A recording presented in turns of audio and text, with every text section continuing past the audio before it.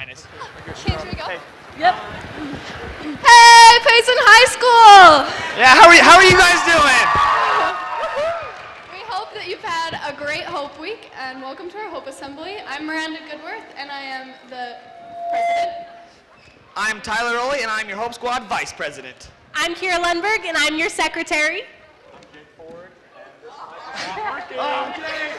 I'm Jake Ford, and I'm a senior rep.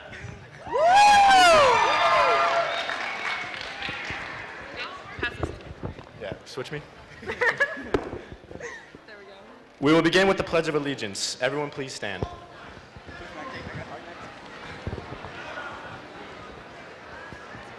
Just say it loud. I pledge allegiance to the flag of the United States of America and to the republic for which it stands, one nation, under God, indivisible, with liberty and justice for all. Awesome, thank you guys. So this week's theme has been, let's all be a little bit kinder. I don't know if you guys have noticed, but on the Pride, we have been giving out challenges, and I want to give a shout out to Cameron Johnson. Is Cameron Johnson here? Cameron, if you're here, please stand up. Well, that's okay. Cameron was caught opening the door for teachers and helping them carry in heavy boxes. So thank you, Cameron. And I was wondering,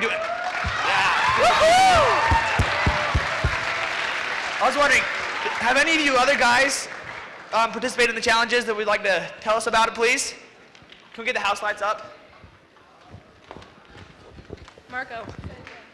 Anybody? Who's got a random act of kindness? Come on, guys. You guys have done it at some. Who's done it? Hey, Miranda, what have you done this week?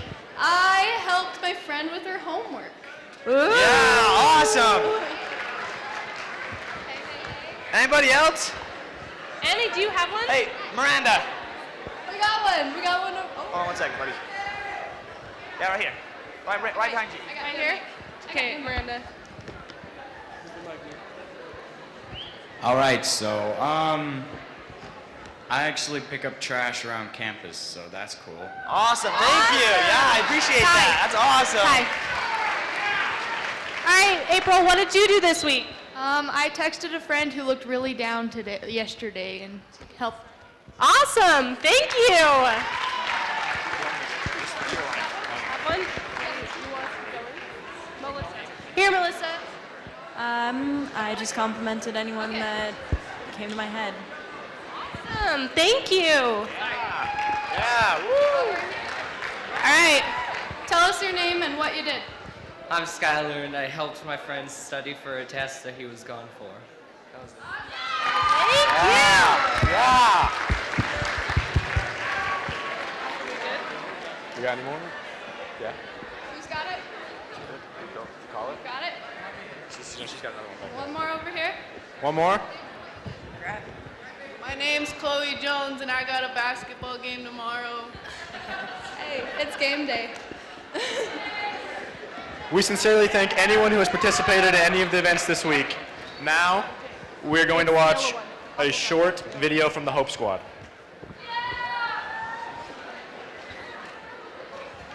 Give me the yellow one. A lot of people have heard the word Hope Squad before. Some of you may know some people in the Hope Squad. But what is its purpose and how can you get involved? The purpose of Hope Squad is suicide prevention and awareness, as well as being the eyes and the ears of the school.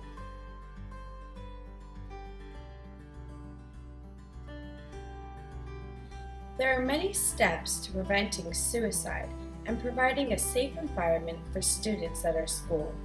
Each Hope Squad member is required to attend many trainings throughout the course of the year. Every Wednesday, Hope Squad members, students, and faculty wear their Hope Squad jerseys. This is to show you who you can turn to if you or a peer need help. One thing that we talk about as a Hope Squad is no deadly secrets, so we provide many ways to receive help. Not only can you go to Hope Squad students and faculty in person, you can message our Facebook, Instagram, and Twitter pages. Posted around the school are also Safe for Utah posters, where you can download the app and text a professional anonymously. If you are interested in ways you can help, talk to a Hope Squad member during lunch about joining Hope Heroes. Thank you.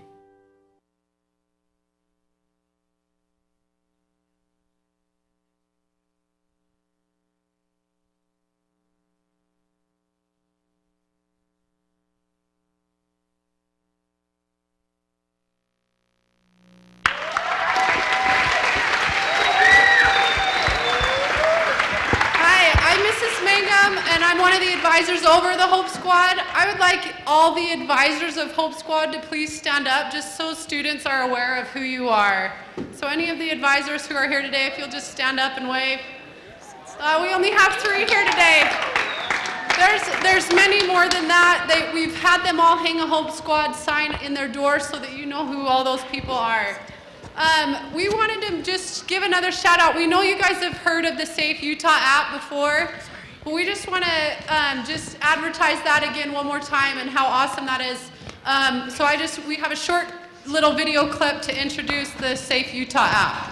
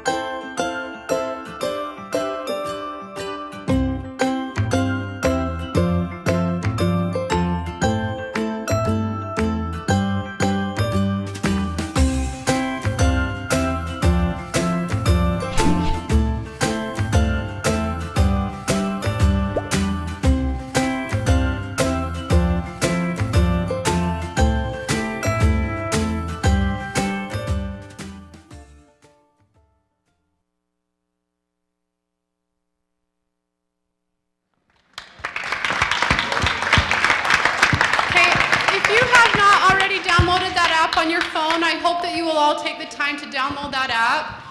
It's a safe place where you can go if you're having struggles with things, or if you need to report someone else that's having struggles with things and you're not sure where to go. Okay, so it's an app through the University of Utah. The reports go to them and then they filter them down to the schools. So any tips that you have you can report on that app. One last thing is I just want to tell you really quickly about our Hope Heroes program. I have people every year who come and ask how they can get involved in the Hope Squad. If that's something that you want to help out with, we have a program called Hope Heroes, and you can sign up for it today at lunch. We'll have a table down here by our handprint banner, or you can come into the counseling office anytime to sign up. We are trying to get as many people trained in our school as we possibly can of the warning signs of suicide and what to do if you think somebody needs help. So if that's something you're interested in doing, we're going to start. The first one will be on November 3rd in Mrs. Grass's room, and they'll be every other Friday. And there'll be 2 sessions that you need to attend, and once you've attended those 2 sessions, you get one of these yellow wristbands that say Hope Heroes on them. Okay, and that way it just helps. The more eyes and ears that we have out there to watch out for each other, the better. So that's why we're doing that program. So we would love for everyone to be a part of it. So I'm going to turn the time over to Jake now. He's going to introduce our speaker for today. Okay, I am very grateful to have the opportunity to introduce our speaker today. Hank Smith and his wife Sarah were both born and raised in St. George, Utah. They are parents of 1 daughter and 2 sons. He enjoys running marathons and eating lots and lots of ice cream, which is why he runs marathons. More than anything else, he loves being at home, spending all day with his wife and children. He has impacted the lives of many people through his positive messages delivered in his guest speaking appearances and through his CDs and books. We are lucky to have him, so please give him a warm welcome to Hank Smith.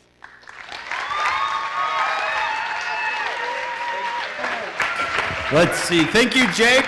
So kind of you.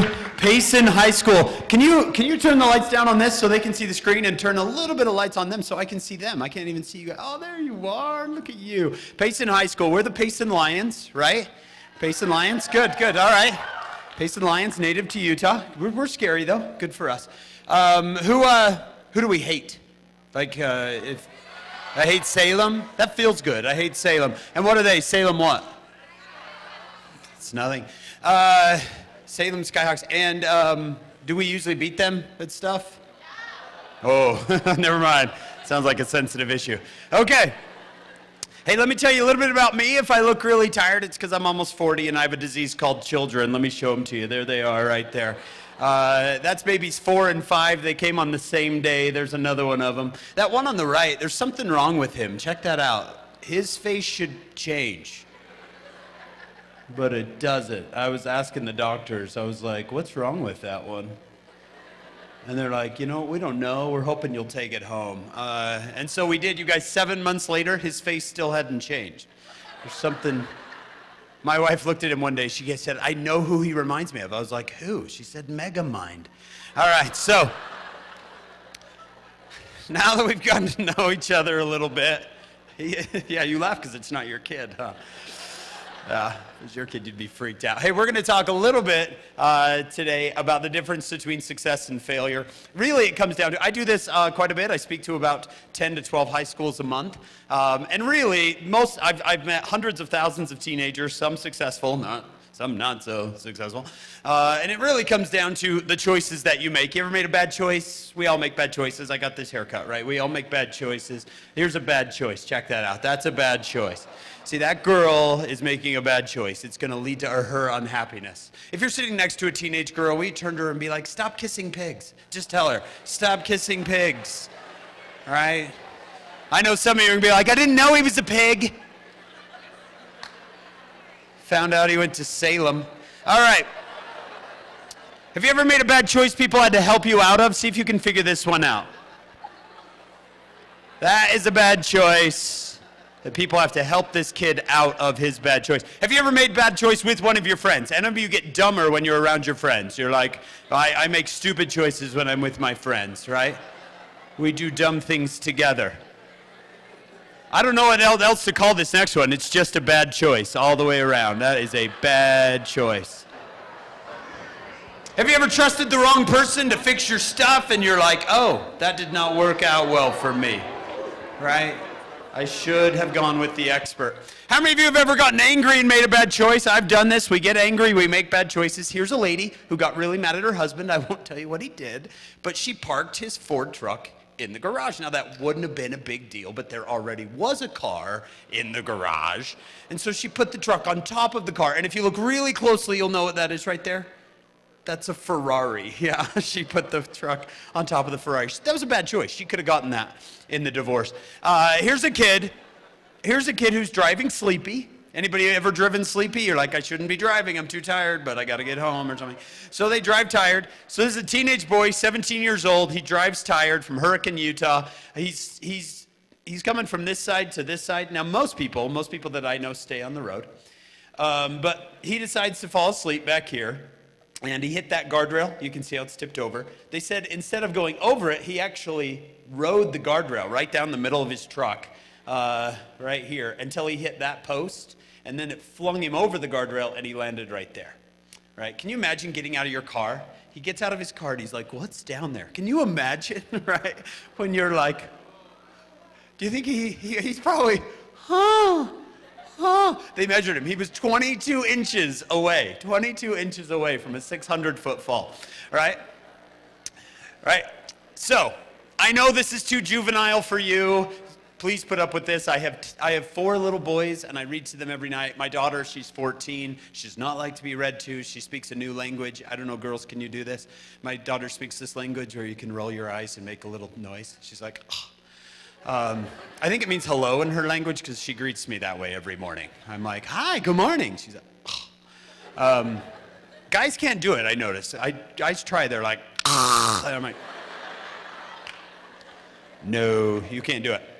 But I have these 4 little boys, and I read to them every night. And the other day, we were reading Harry Potter. I know you're way past this, but we were reading Harry Potter. And I do all the voices for them. They love it. I do Hermione, who's like, I don't think we should do that, Harry. And I do Hagrid, who's like, hello, Harry. And then I always do Dumbledore the same way. So here's this moment. My sons and I are together. I'm reading this book, and Dumbledore said something I want to share with you. He said, it is our choices, Harry, to show what we truly are, far more than our abilities. You like that?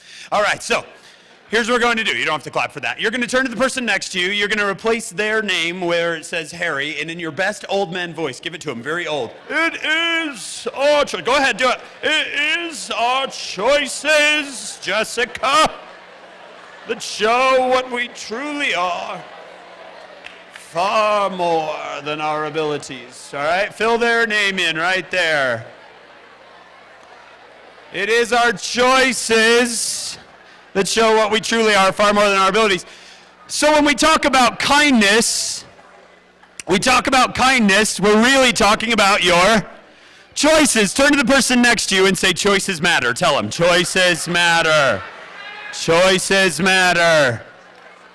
If you want to have a successful, happy life, you got to make successful, happy choices. So, first of all, we're going to do this. I don't know if I did this 2 years ago when I came here, but we're going to do it again just in case. There's a handful of you that need this. 3 tips for a successful social life. Here we go. Number 1 is personal hygiene. Okay. Let's discuss this. Some of you are like, I showered last month. Now, girls, how often should a boy shower? Every day. Some of the boys here, no more smell tests. Boys, there's no more of this. No more waking up and going, I'm good. No, you're not good. You're not good. Boys, no more picking up clothes off the floor and going, it's okay. No, it's not okay.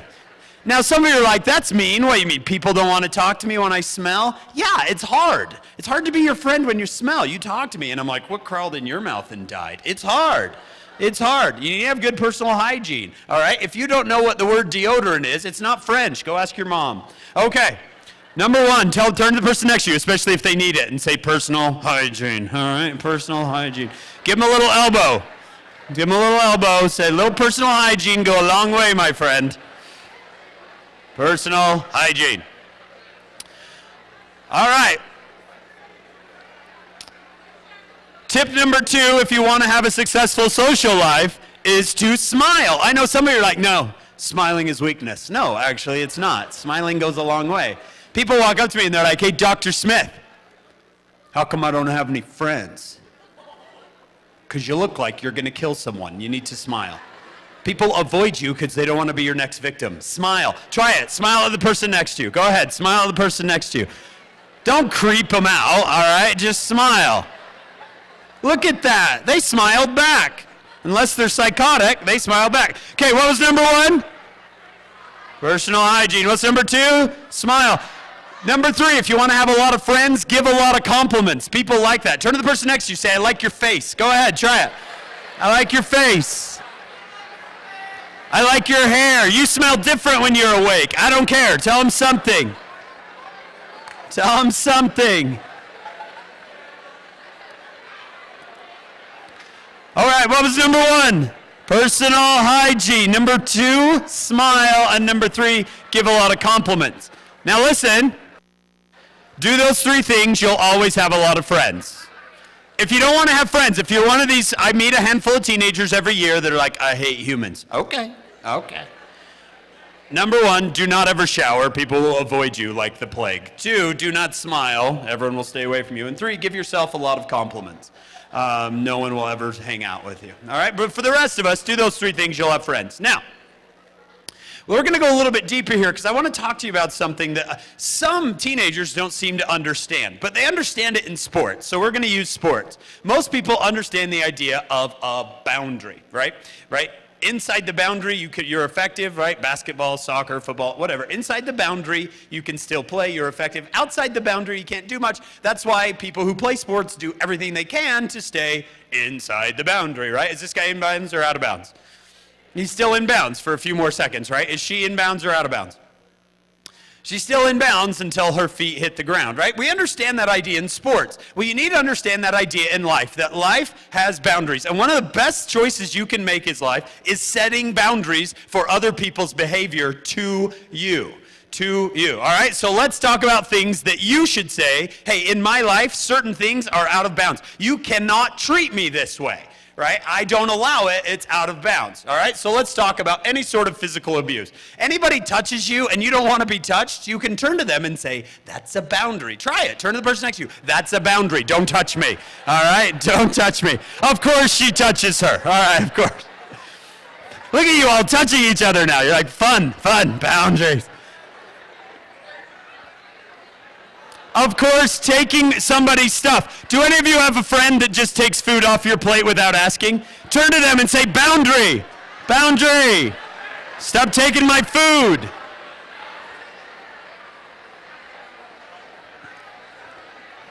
Do any of you have friends that just walk into your house and open your pantry and eat your food at your house? If you don't like that, say boundary, boundary. Turn to them, say boundary. Okay, shh. Let's talk about our next one. Of course, threatening someone else. Everyone knows that if you're threatened, that's a boundary. You tell people, you can't do that, right? You cannot do that in my life. No matter if you're bigger than me or older than me, you can't do it.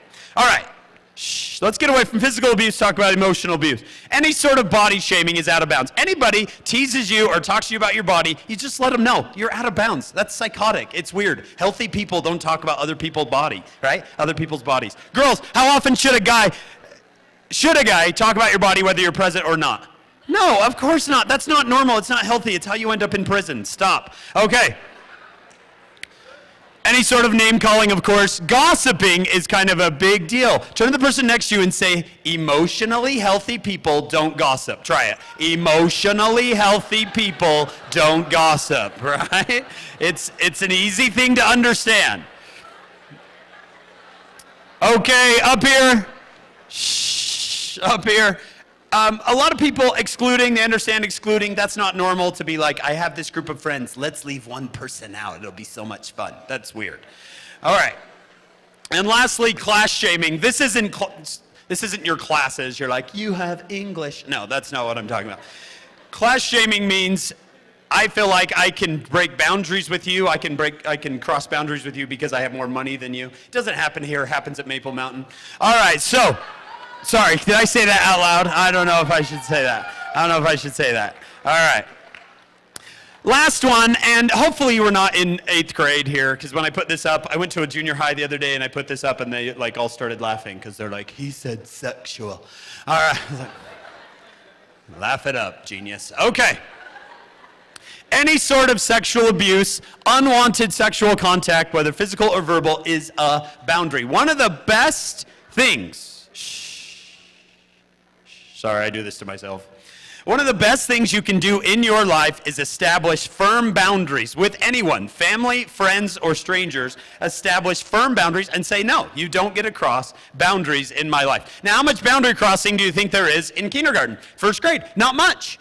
1 out of 200 kids reports being, quote, bullied in 1st grade. So one kid's like, eat this glue. Everybody else is like, let's be friends. It goes up 5 times in 2nd grade. That's amazing. Between 1st grade and 2nd grade, these kids are only a few months older. 4 kids who weren't bullying last year are bullying this year, right? Because somehow they think that they can cross boundaries. It goes up again in 3rd grade. And then for some reason, it's really quite strange, across the country, it goes down in 4th grade, but up in 5th and 6th grade. It's almost like we're thinking we should be nice. Nah. All right? And it just keeps climbing. Then something happens. I don't know what it is. Something happens. It's this thing called 7th grade. I think this has something to do with puberty. People are like, my body's changing. I need to be mean. It's absolutely strange, 7th grade. Bullying actually peaks out in 8th grade. That's the most you're going to reach. 8th grade year sees the most bullying of any grade. And then guess what happens? It's amazing. People's brains start to develop, right? And bullying goes back down, and apparently you act like a 6th grader for the rest of your life. Now,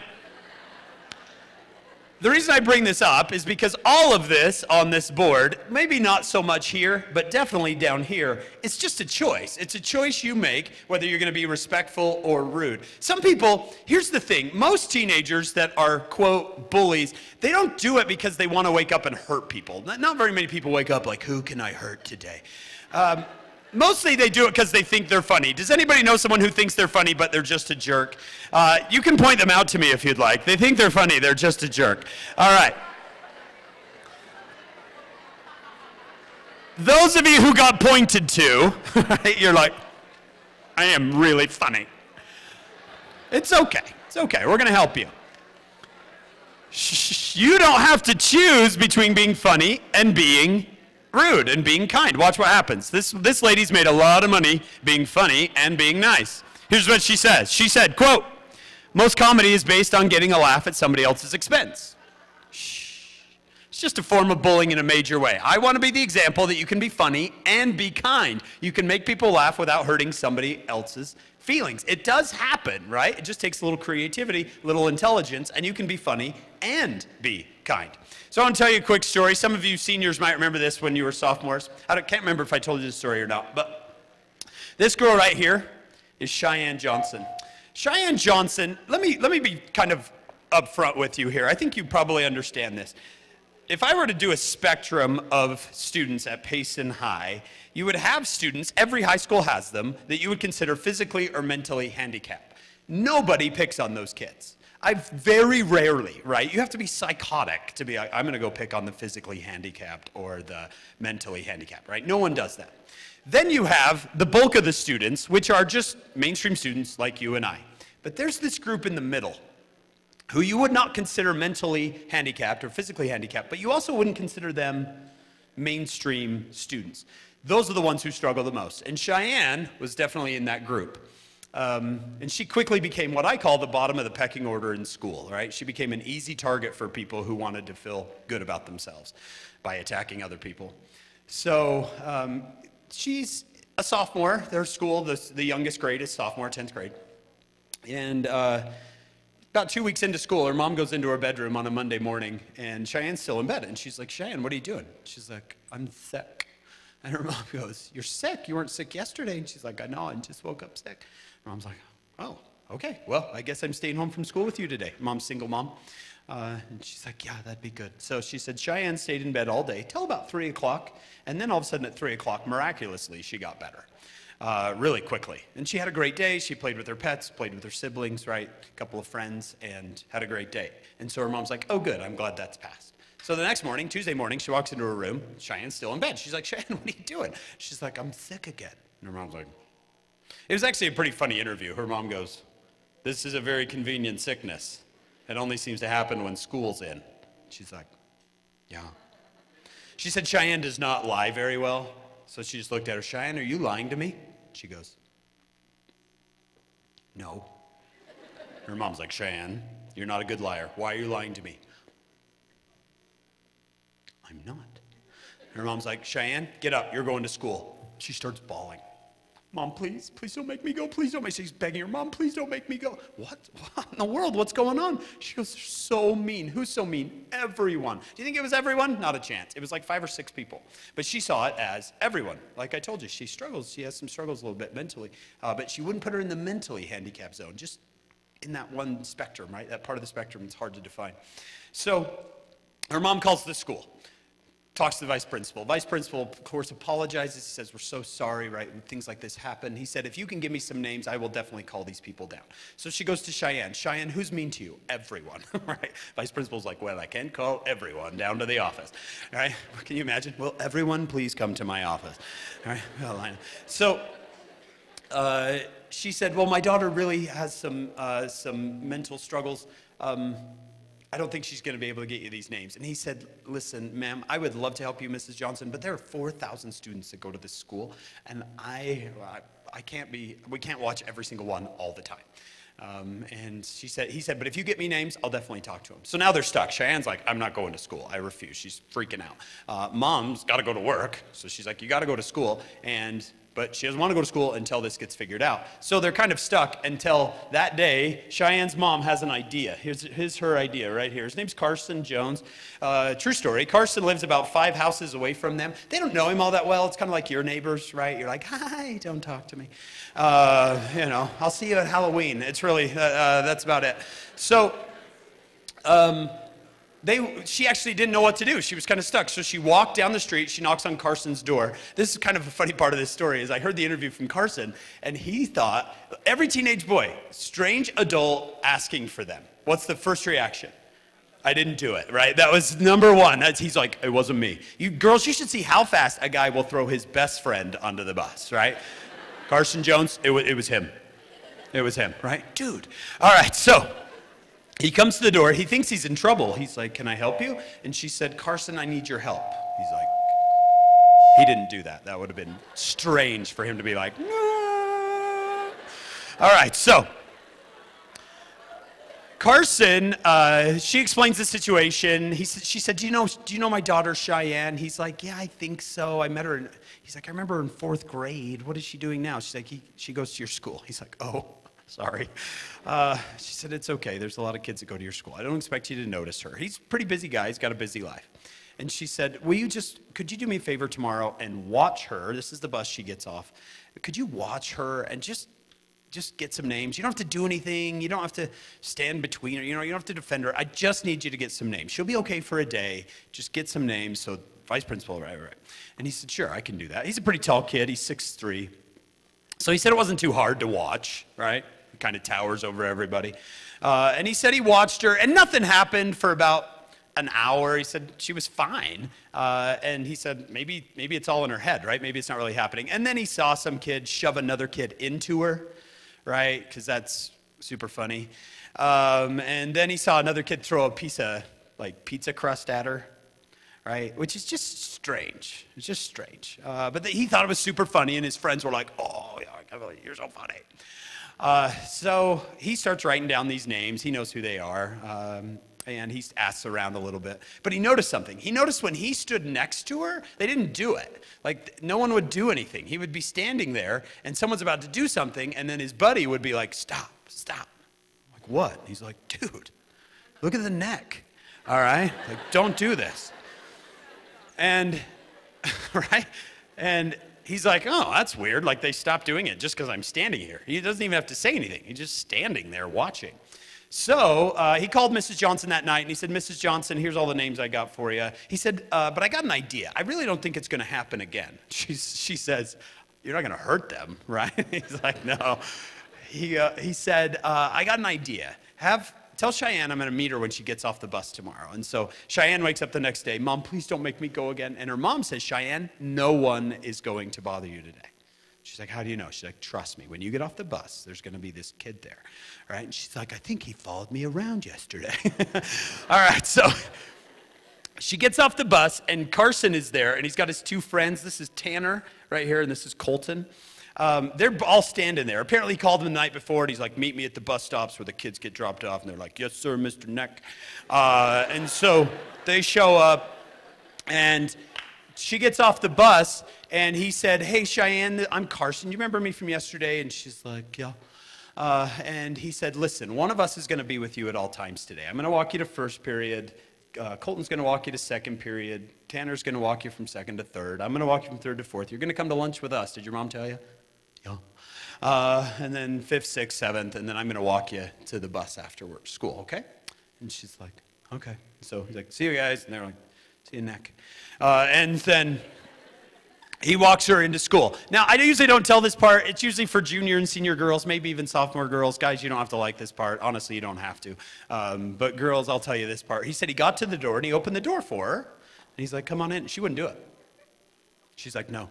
She starts to get teary. She's so terrified just to walk in the door. Did you know that 160,000 students miss school in this country every day because they're terrified? 160,000. And guess what most of them say they are? Sick. Most of them say they're sick. 160,000 students miss school every day. This Hope Squad matters. 160,000, right? It's a huge amount of students. So anyway, he opens the door for her, and she won't go in. She's like, And he said, it's okay, like I'll be by you. And she's like, no, I'm not gonna do it, I'm not going in. And he's like, I'm gonna be late. He goes, okay, come here. And he went next to her and he held out his arm. He's like, put your arm in my arm. She's like, what? He's like, put your arm, I know, see the girl in there, He's still single. Right, some of you are like, number, I need his number. Okay, so she puts his arm, like she puts her arm like this, and, you know, kind of like this, right? And he walks her to class like this, arm in arm. He walks her to class. And then Colton picked her up from first period and walked her to second period. Anyway, the whole plan works just like they said it would. Not a person is mean to her all day. And she comes home from school and she goes, Mom, that was the best day of my life. And her mom's like, wow, why? And she said, Mom, I have 3 huge boyfriends. Now,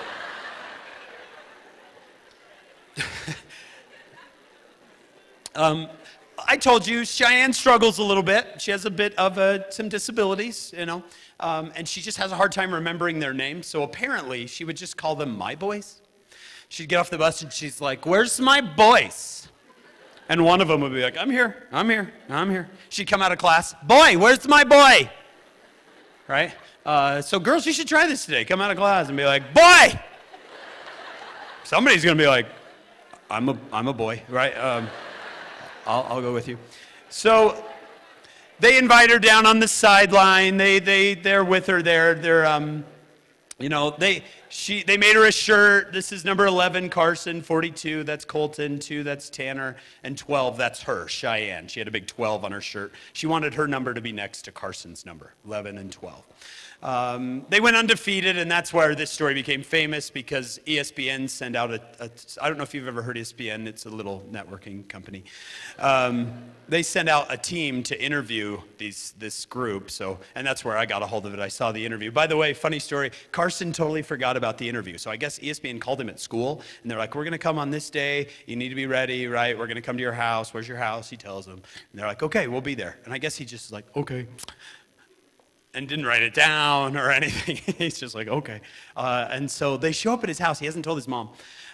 They show up at his house like with 2 vans with cameras and lighting and makeup people, and they're all standing there when the door opens. She's like, hi.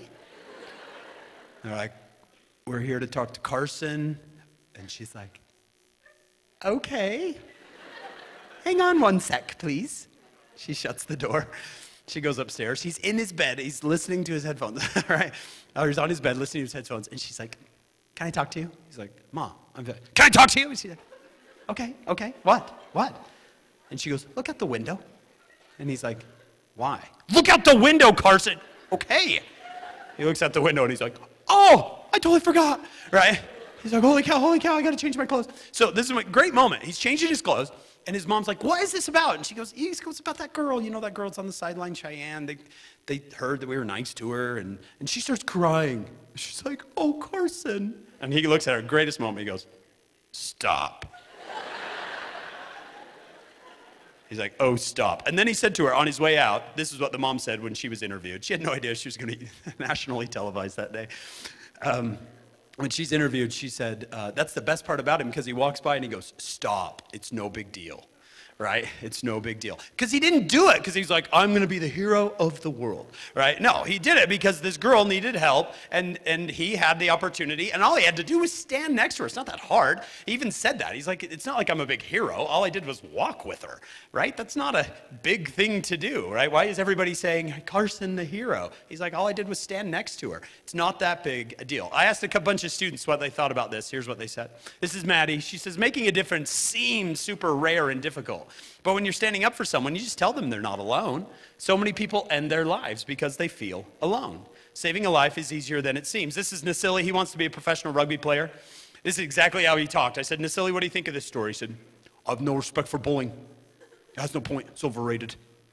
Just treat people the way you want to be treated. I was like, okay. And then I said, do you realize silly is in your name? And honestly, this kid went just like this. I was like, okay. Thanks, silly. All right, this is Kate. She's 17. She says, cruelty is weakness in your heart and mind. That's all bullying is, weakness. You got to be brave enough to be better than that. This is Ashlyn. She's 18. She says, you know, what you say about others behind their backs says more about you than it does about them. It says more about you than it does about them. Now, I want to finish with one last thing, and this is a little more. I would never do this at a junior high. I don't think they could grasp this, right? Brain's not fully developed. But I do want to show you something that's pretty crucial, and it's why the Hope Squad does what they do. Take a look. 15 years ago, we couldn't look at your brain unless you were dead, right? And that wasn't very helpful. But now, technology enables us to do what are called brain scans, and you can look at people's brains while they're still alive. And you can look at the activity in their brain. So take a look. This is the emotional activity in the brain of a depressed person. Now, this isn't brain power. It's not that one's smarter than the other. It's emotional activity. So what we can see now is that someone who is not depressed and healthy has lots of emotional activity. They're feeling sad, they're feeling happy, they're feeling good, they're feeling excited, they're feeling disappointed. Being depressed is not feeling sad. Being depressed is not feeling anything. So most depressed people are now able to describe, yeah, it's not that I'm sad, it's I feel nothing. Right? I feel nothing. I don't feel excitement. I don't feel anything. I feel nothing. All right, now here's the big story. You've got to realize that in high school, a third of the time, 1/3, 1 out of 3 people is here. We don't know why, but it's happening. 1/3 of people are here. And you've got to realize that they do not see things the way you do if you're not depressed. Best example is right here. I was working with a teenage girl. She's now 19 and still struggling, but doing better. She's one of the most beautiful girls I've ever seen in my life. And when she was a freshman in high school, she won Most Beautiful Freshman. They had an award called Most Beautiful Freshman, and she won. And she was not excited about it. This is where she was. Then she wins again her sophomore year. They had the exact same award, Most Beautiful Sophomore, and she wins again. Then her junior year, she won Junior Prom Queen. And every year she won these, she was getting more depressed and more depressed because she didn't like it, right? Because she couldn't feel anything. If you're a healthy brain, you're like, oh, thanks, you know, I'm glad you think I'm pretty, right? Whatever. It's not a big deal. But to her, she couldn't feel anything besides rejection. So her friends, and you guys, these were her friends. Her friends thought it would be fun her senior year, when she got nominated for homecoming royalty, to cover her car in the number 4. And all it meant was you won 1 time, you won twice, you won 3 times, and you're going to win a 4th time. And they were trying to be encouraging. They're like, and when they would see her, they're like, Madison, 4P, 4P, 4P. They're trying to be funny. They're trying to be nice. She was not here, though. She was a manic depressive, and she hadn't told a single soul. Because teenagers are the best actors and actresses you'll ever meet, right? How are you? Fine. Fine. How are things? Fine. Good. Good. Your parents are like, how was school? So good. So good. Right? And then you go in your room. It's not good. All right, so you can just put on this brave face and think you're fine. She was a very manic depressive. She wins homecoming queen. The whole school cheers for her. She goes home that night and tries to take her own life. She took too many pills because she saw the number 4 all over her car, and she said, they hate me. They hate me. And when they heard her say 4P, she's like, I don't have any friends. I don't have any real friends, right? You gotta be careful. Now, I'm not saying you can't be fun with your friends. My best friend in high school, in my high school yearbook, my senior year, wrote, quote, Hank, you're an idiot. I thought it was the funniest thing I'd ever seen. Hank, you're an idiot. We're gonna go camping every day this summer. I was like, every day? Who's the idiot, right? And I was fine, and he was fine, and there was no big deal. But he and I weren't dealing here. So I'm asking you to be careful. I'm just asking you to be careful. And this is the part I'm going to do for you. I would never do this at a junior high, but I think I want to do this for you just so you can see it. But I need you to be quiet on this part.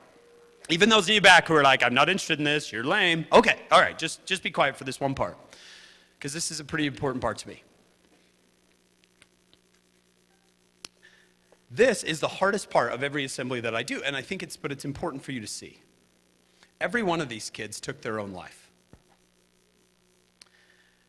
because people didn't know they were dealing with that. This kid, state championship wrestler, took his life 3 weeks later. This girl's head cheerleader, She was on the dance team. They said, this kid over here, I read the interviews with his friends. They said, funniest kid you'll ever meet. He said, he's so funny. This kid, state championship rodeo. This kid over here, you can't see it, sorry, because of the screen. He's 8 years old. This one's tough for me. So he's going home, and somebody texts him from a random number. You know how brave people get when they're anonymous on a phone, right? Super brave from my mom's basement. And they write to him, you should go home and kill yourself. And he writes back, I will. And the message he got back, the very last message on his phone when his parents found his phone was, put up or shut up. So he went home and he did it. Right? And by the way, whoever sent that message has to live with that for the rest of their life. Right? And you have to, like, how do you tell your spouse that when you're like meeting your spouse and you're talking and they're like, yeah, well, I want to get to know you better. Have you ever done anything you regret? Yeah, I told a kid to kill himself and he did. How do you deal with that for the rest of your life? How do you tell your children that? Right? Or do you just keep it to yourself for the rest of your life?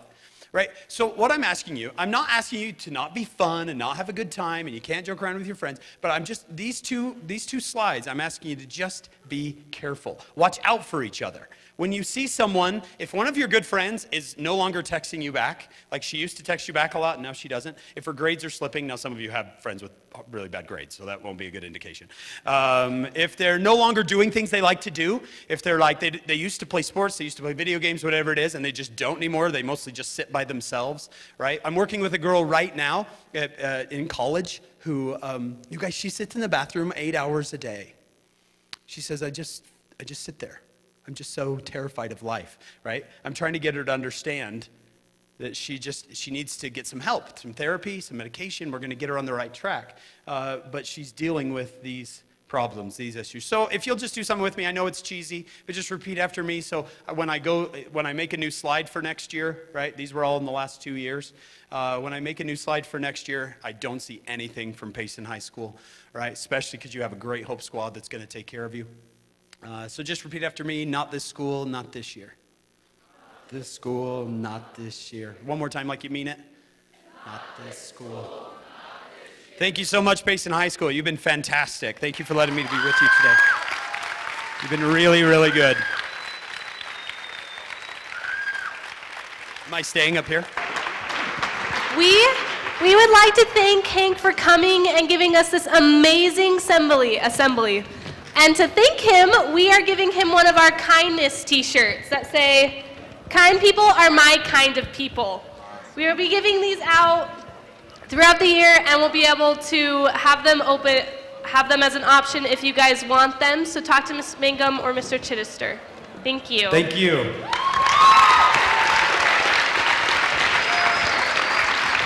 Hey, wait! Hey! Sit down, we're not done yet. I love you guys. Okay, as we wrap up our assembly, I just want to tell everyone about a couple events we still have left for Hope Week. First tonight at 7 is our Walk for Hope. It's an event to promote suicide awareness and mental health awareness. The walk would be just under 2 miles. Please come and join us. Bring your friends, family, everyone. It might be raining, but it's okay. Just bring a hat. The walk will begin just outside of here on the big grass area next to the band and choir rooms. We'll walk just down to Memorial Park and then back up to the school. We'll have community members here and Mountain View Hospital, Wasatch Mental Health. Great cause, just come out. And then also tomorrow at our home football game, we're going to be doing our balloon release. So come with something you want to let go of and we're going to write it down on yellow biodegradable balloons. And at the start of halftime, we're going to release them. So come support your Hope Squad and come support our Mighty Lions.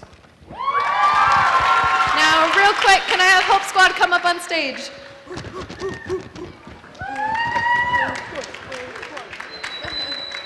Hurry up.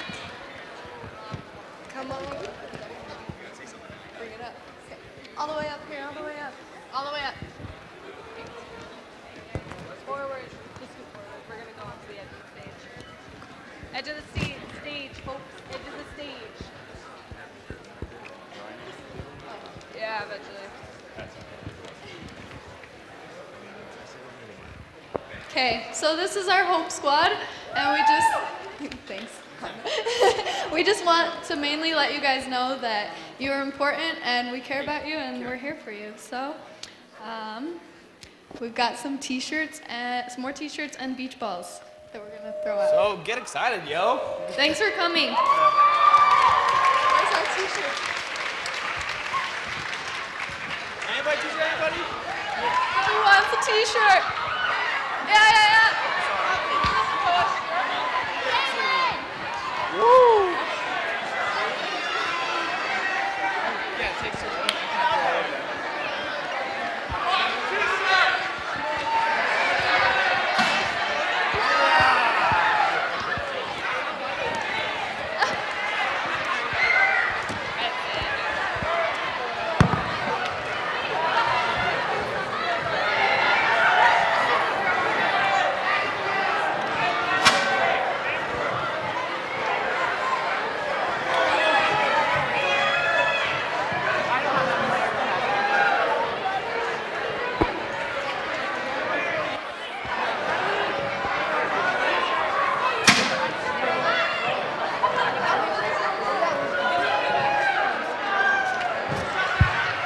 Now go head back to your second period class.